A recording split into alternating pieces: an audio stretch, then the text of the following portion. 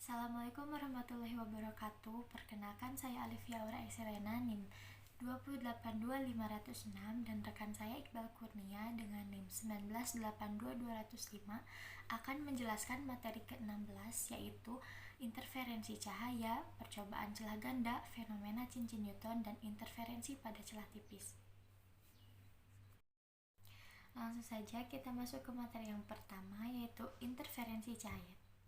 Interferensi adalah penjumlahan superposisi dari dua gelombang cahaya atau lebih yang koheren, memiliki beda fase, frekuensi, dan amplitudo sama, dan menimbulkan pola gelombang yang baru. Interferensi dapat bersifat membangun atau konstruktif, dan dapat bersifat merusak atau destruktif. Percobaan celah ganda. Percobaan interferensi ini dilakukan oleh Thomas Young pada tahun 1801 dengan membuat dua sumber cahaya yang koheren dari satu sumber cahaya monokromatik yang dilewatkan melalui dua buah celah sempit. Nah, berikut adalah skema percobaan Young. Bisa kita lihat hasil dari percobaan yang itu sendiri adalah pola terang gelap yang tertangkap oleh layar. Nah, dari percobaan ini dapat kita ketahui bahwa interferensi maksimum atau minimum dapat terjadi karena panjang lintasan yang ditempuh gelombang S1 tidak sama dengan gelombang S2. Kedua gelombang tersebut memiliki beda lintasan sebesar delta S sama dengan D sin theta. Interferensi maksimum pada percobaan yang interferensi maksimum terjadi bila kedua gelombang yang keluar dari celah bertemu pada suatu titik memiliki beda fase yang sama atau beda lintasan yang ditempuh kedua gelombang merupakan kelipatan bulat dari panjang gelombang seperti 1 lambda, 2 lambda, 3 lambda, dan seterusnya. Seperti yang diperlihatkan oleh gambar di bawah. Sehingga kita dapat mengetahui rumus interferensi maksimum, yaitu D sin theta sama dengan M dikali lambda. Sedangkan apabila sudut theta yang kecil, maka berlaku rumus dy per L sama dengan M dikali lambda, di mana D adalah jarak antara kedua celah, Y adalah jarak dari pita terang pusat ke pita terang M, lambda panjang gelombang, dan M adalah orde interferensi. Interferensi minimum pada percobaan Young.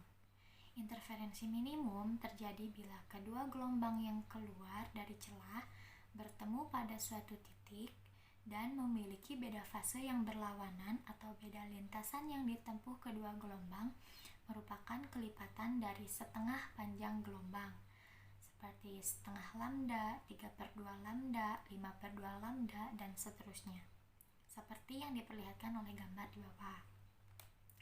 Sehingga kita dapat mengetahui rumus interferensi minimum, yaitu D sin theta sama dengan 2M kurang 1/2 dikali lambda. Nah, sedangkan apabila sudut theta yang kecil, berlaku dy per L sama dengan 2M kurang 1/2 dikali lambda. Langsung saja kita masuk ke contoh soal dan pembahasan. Soalnya, pada percobaan interferensi celah ganda, jarak antar celah 0,05 cm dan layar ditempatkan 1 meter dari celah. Jika dari pengamatan didapat lebar dari terang pusat ke terang ketiga adalah 7,5 mm, maka panjang gelombang cahaya yang digunakan adalah berapa? Nah, pembahasannya di sini kita ketahui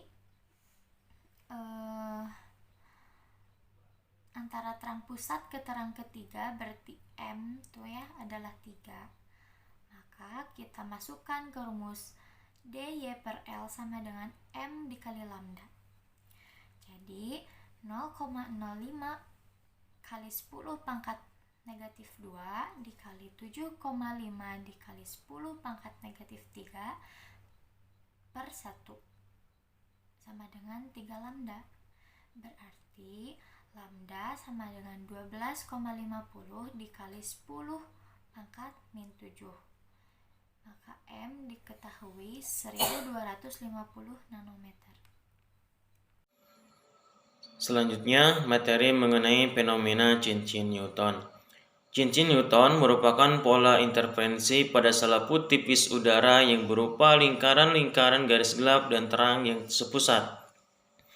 Cincin Newton dapat terjadi pada selaput tipis udara antara kaca plane paralel dan lensa plane konveks yang disinari cahaya sejajar monokromatik secara tegak lurus dari atas kaca plane paralel.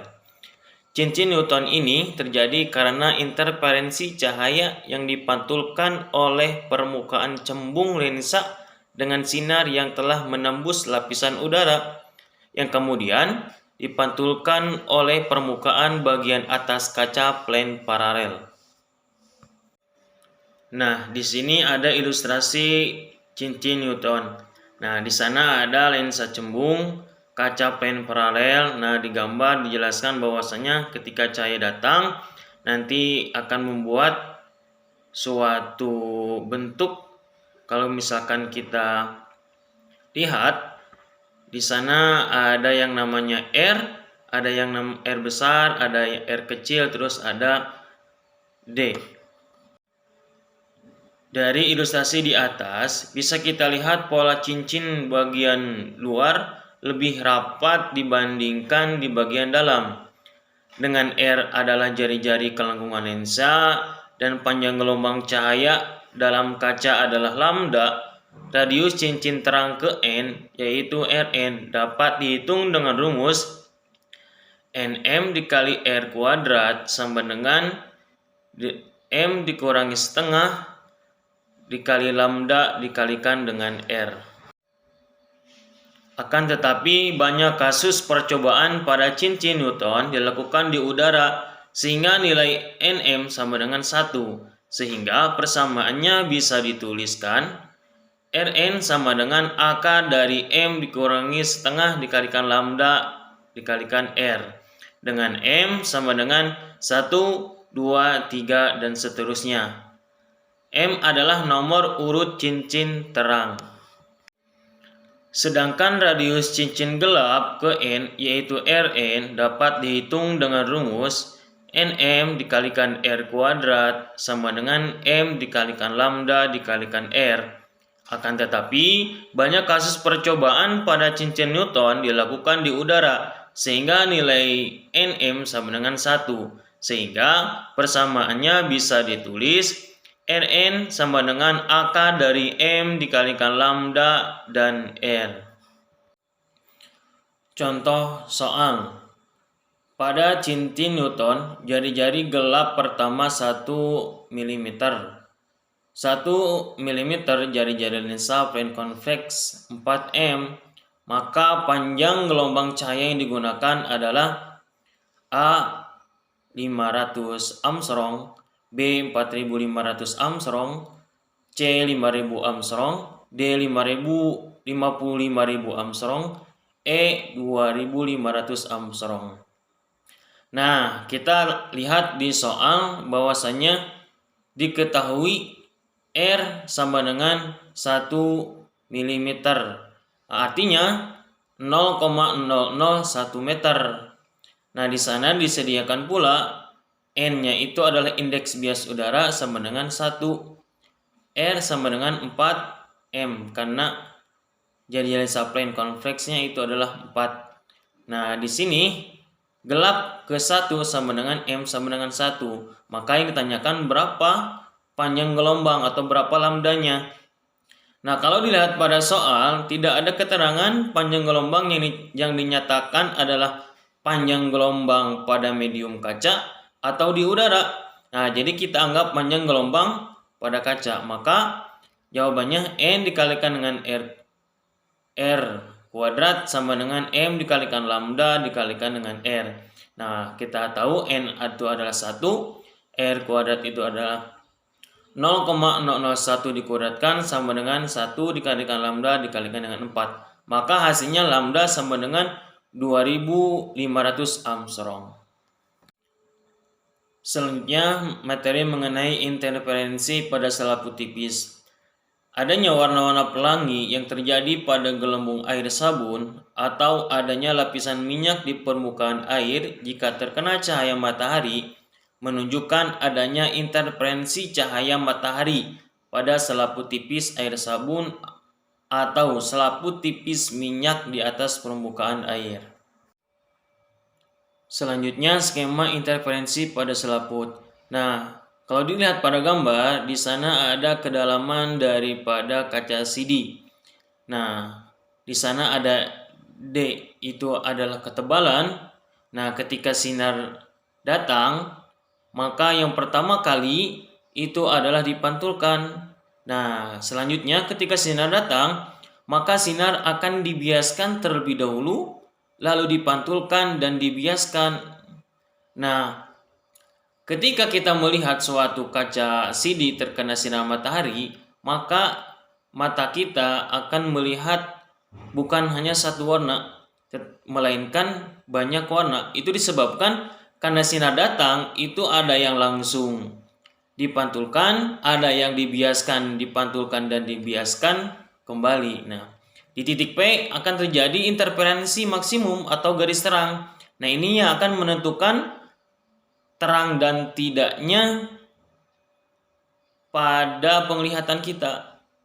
Nah, ini rumusnya. 2ND dikalikan dengan cross R sama dengan 2M ditambah 1 dikalikan setengah lambda. Nah, selanjutnya kalau misalkan garis gelap gitu kan atau interferensi minimum. Nah, ini rumusnya jika 2ND dikalikan cross R sama dengan 2M dikalikan setengah lambda. Contoh soal. Lapisan tipis gelembung sabun memiliki radius bias 4/3. Disinari cahaya dengan arah tegak lurus pada lapisannya. Jika panjang gelombang 6000 Armstrong, tebal minimum lapisan gelembung sabun itu agar terjadi interferensi konstruktif pertama atau agar M sama dengan 0 adalah. Nah, ini pembahasan. Nah, rumusnya itu adalah 2ND dikalikan cos R sama dengan M ditambah setengah lambda. Nah, kita 2ND dikalikan cos R-nya itu adalah 0. Maka M itu adalah 0 ditambah setengah dikalikan dengan lambda, maka 2 dikali 4/3 dikali D dikali 1 sama dengan setengah lambda. Selanjutnya 8/3 D sama dengan setengah dikali 6000, maka D sama dengan 9000/8. Maka D sama dengan 1125 Armstrong.